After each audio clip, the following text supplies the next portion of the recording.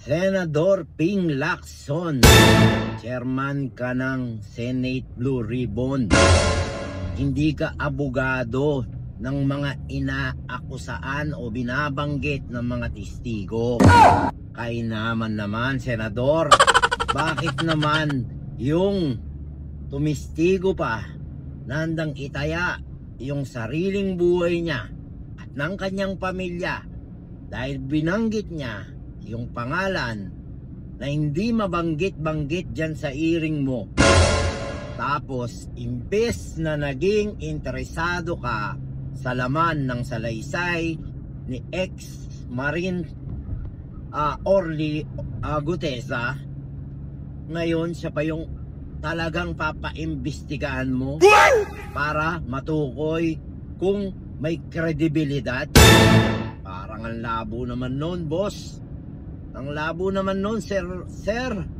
Ang labo naman nun, Senador Pampilo Lacson. Dapat binigyan mo man lang ng benefit of the doubt.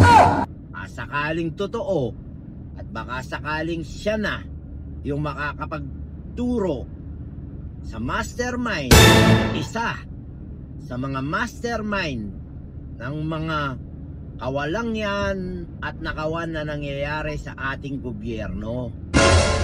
Ewan ko ba, nagtataka talaga ako. O maaaring hindi lang ako, maaaring karamihan ng mga totoong Pilipino o taong bayan na nag-aangad ng katarungan para dito sa malawakang nakawan na to.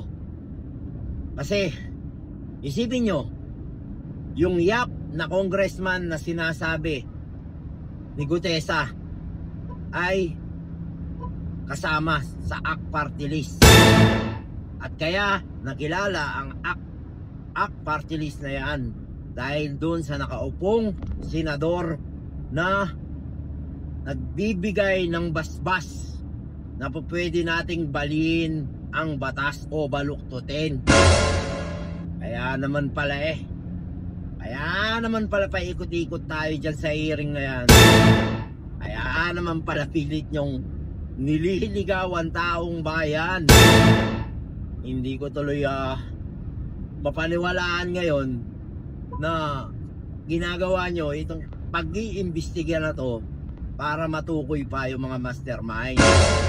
Kunwari, galit na galit kayo dun sa mga DPWH na walang ya din na yun, at sa mga inayupak din na kontraktor, kung sermonan nyo sila, kung sigawan nyo sila, kung matayin nyo sila dahil tingin nyo sa kanila mga kriminal na. Tapos pagdating sa malaking isda, parang di kayo interesado. So sapsap lang ba? At yung mga butete ang gusto nyo? Ayaw nyo ng malaking isda? Para kasi tayong nagkakalukuhan pag ganyan eh. So notaryo? O piniki yung notaryo? O kaya naloko ng nagnotaryo? O tinakot yung nagnotaryo para baliktarin ang kanyang statement? O hindi niya tayuan yung pagnonotaryo? O sinasabi na nga ng mga abogado eh.